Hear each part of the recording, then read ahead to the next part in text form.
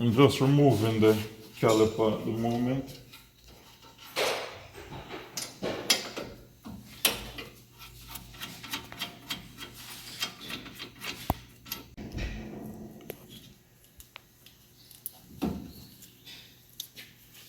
Okay, so this is the main section of the caliper off with the piston. You can see the brake pads is not finished, but we will have to change them because they have the shape and we don't want that making the old scar into the new rotors. And if you come a little closer here, you can see this lip in here and this lip here. That is a significant amount, way past the wear limit.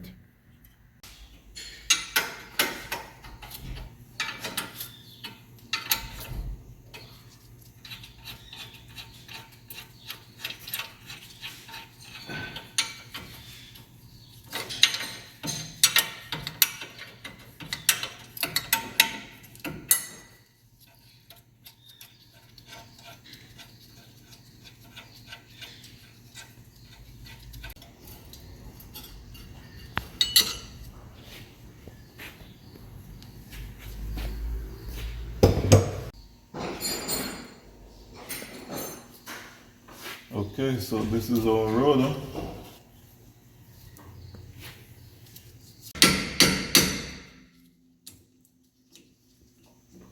Just using an impact screwdriver here.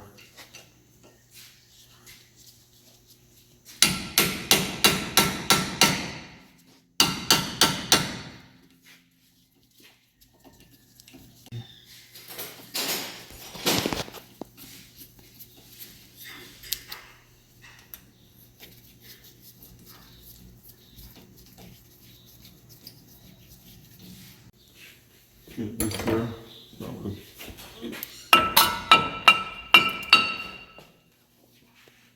And I tap it like that because I'm planning to change it. See all this here? And see this big lip inside of here? The main reason why we're changing this is because it's out of shape. So when the driver driving, you can feel some pulsation when you press the brake. The brake is going like that. And normally it's because this is not rotating straight. It have a slight warp in it. So we're not really changing it, even though it's worn. This is not the main reason why we're changing it. The main reason is because it's warp. It's not rotating straight. This is the new brake rotors that I will be installing, and this is a Cover Parts brake rotor. This is the part number for the Kia Picanto,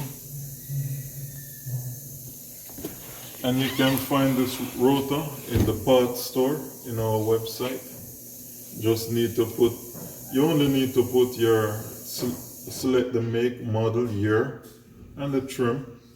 Do a search and you'll find this brake rotor. Also, you can put your VIN number or chassis number, and 90% of the cars you will be able to find the vehicle details automatic.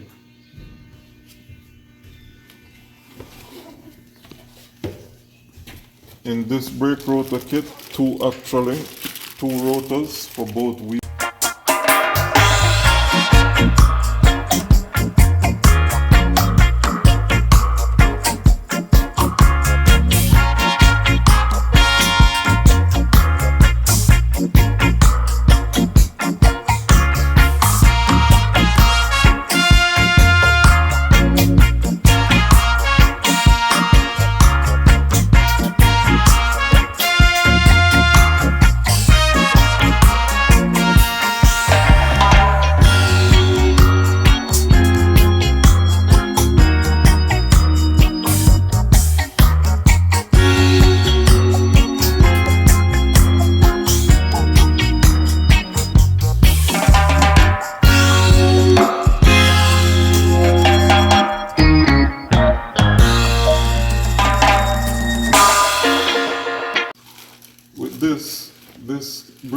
rotor kit, it actually comes with 2 rotors inside. So you can do both front wheel at the same time. And notice how it's packaged in a plastic. And that's it there. And if you look at this section here, compared to the old one, you can see how this flat straight across. And same thing on this side here. So this will make the car have even braking. And sure, it's 100% true when it rotating. Even though we know the part number is correct, we still want to match it up to make sure before we actually install the rotor to the car.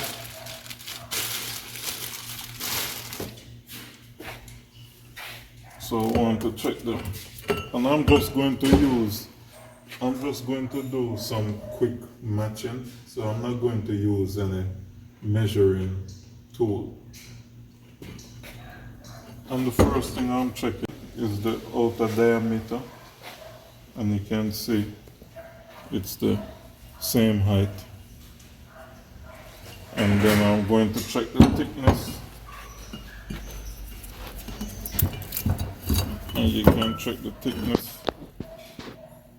You can see right here, it's the same thickness.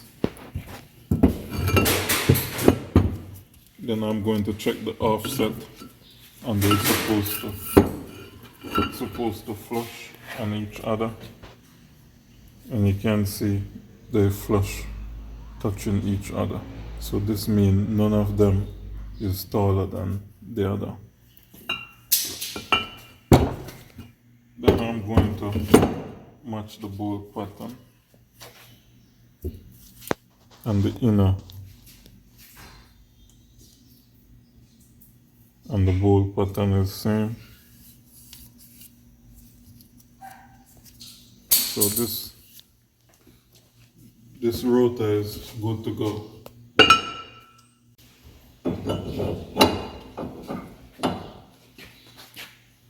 I already cleaned the brake up, so you don't really have too much loose asbestos floating around at the moment.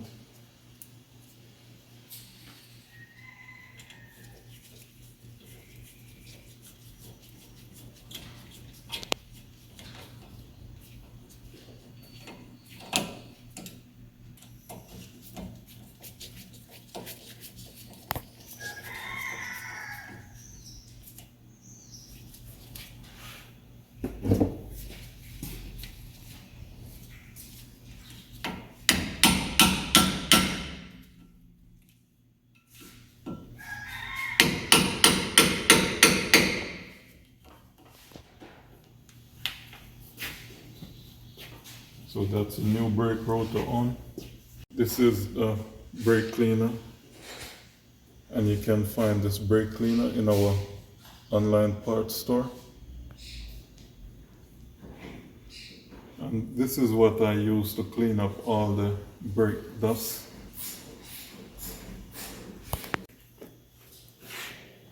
I'm just turning it up so I have access.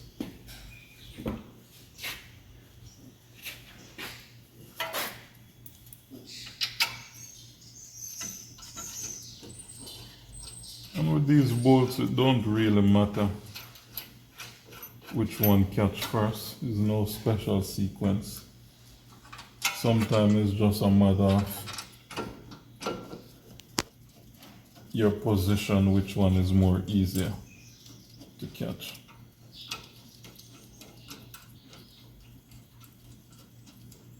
Your positioning, I suppose to say, should have said.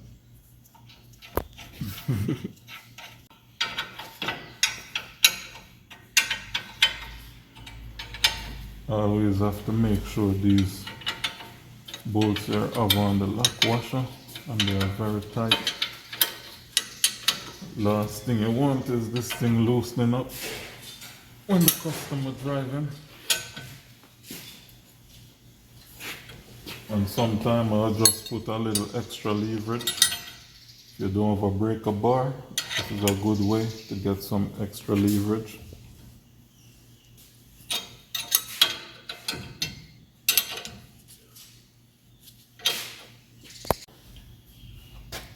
And this is Japan parts, but we also sell it through the Cover brand.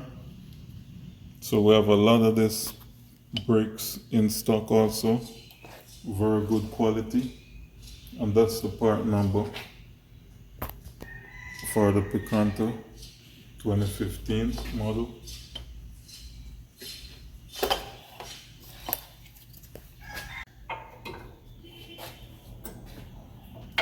Want to make sure the anti-rackle clip, once you fit it nice and firm, don't want the customer driving and each time they hear some rattling click click click click in the wheel. Most time that will cause from these springs here, these clips, anti-rackle clips. Gotta make sure they're nice and firm.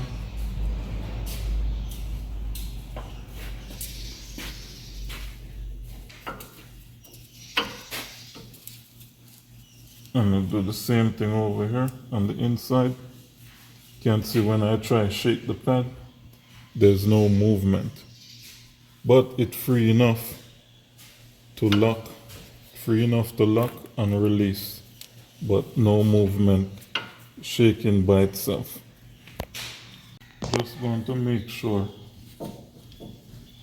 the sliding pins them is moving nice and free. And you can see this one, no movement, so I'm going to have to lubricate it. Stop. You can see this one moving, but this one nothing.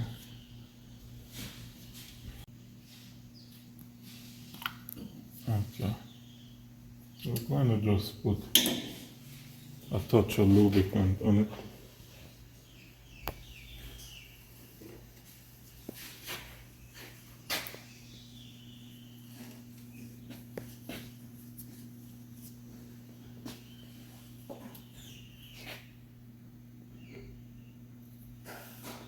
And it's the brake, so you don't want too much grease in there.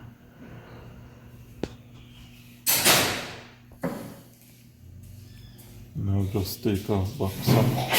Just want just enough for it to be free. We don't want it to be packed and grease falling out into the brake.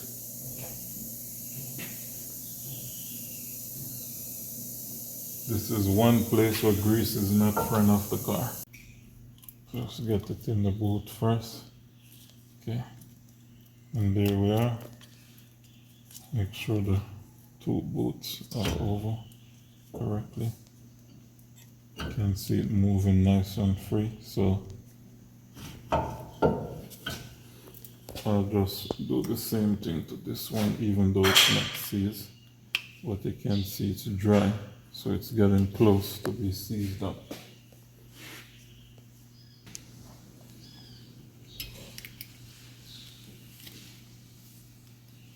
So once I finish that, I have to remove all this grease from my hands.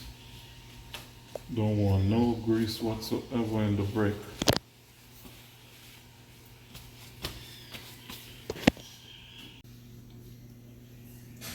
So now I'm just compressing in the piston. And this important is moving nice and free.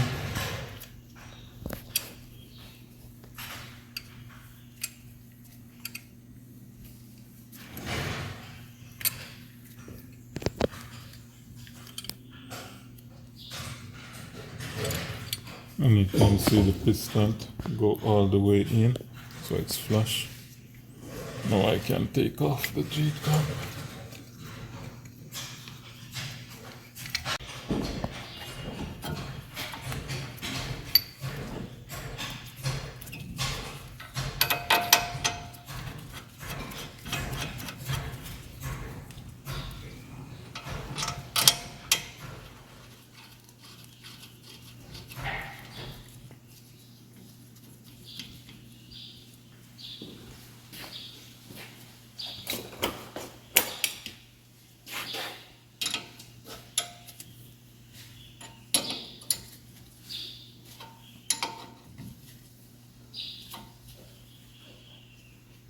check, make sure it's well tight. So that's why I'm moving the spanner from that angle to a little bit lower where I can use more of my body weight to lock it. And that's what we want there. And here I just need to position better. So I'll use my body weight again. Okay.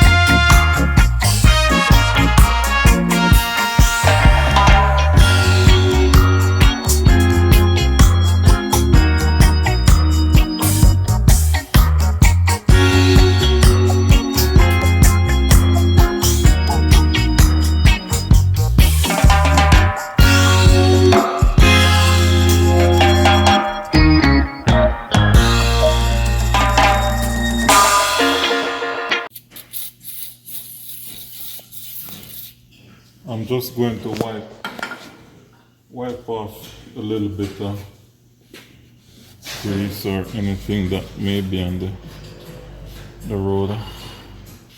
We want to make sure no grease in the brake.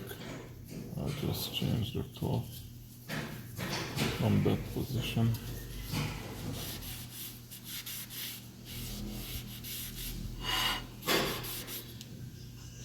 And I'll do the same thing on the back. You can't see it, but I'll just turn.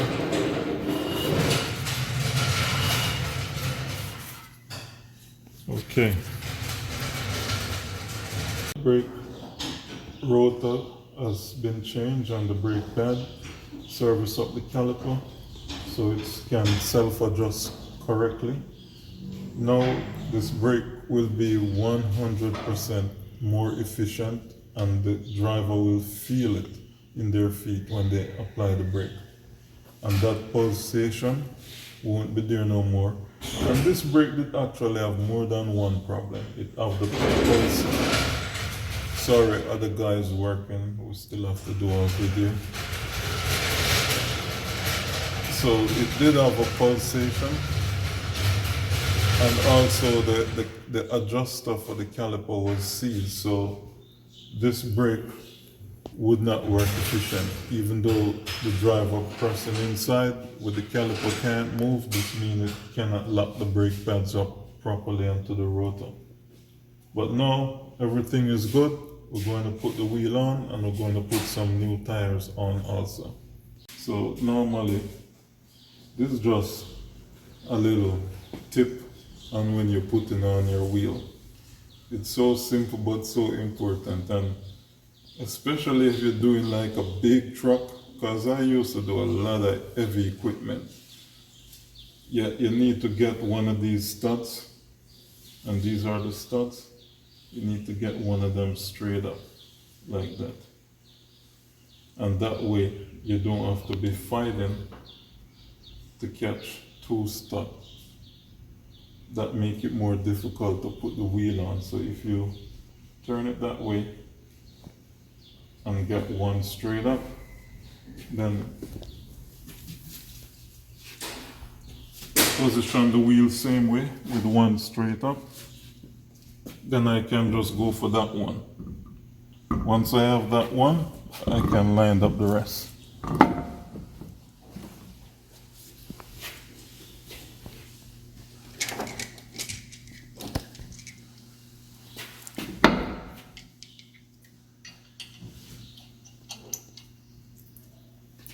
So remember, you want to keep the rim up over the lip.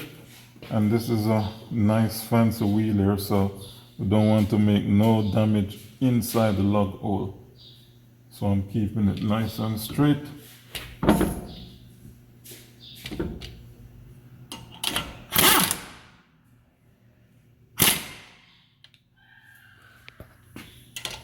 Then you always come make an X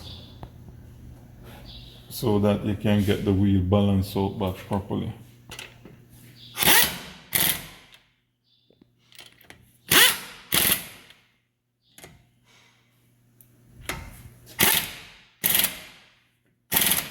Now I'm just going to check them.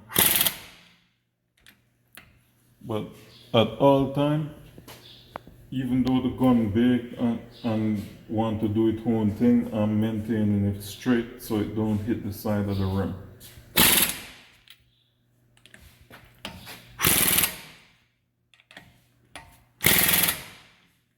And there we go, we have the wheel on nice without any damage in these areas.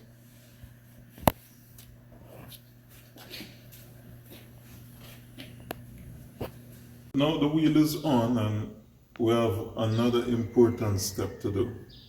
And that is we gotta go inside, pump the brake up, and make sure the piston come out and push the caliper up, the pads up against the rotor. And lot of times guys will change the brakes and don't go inside and pump it up.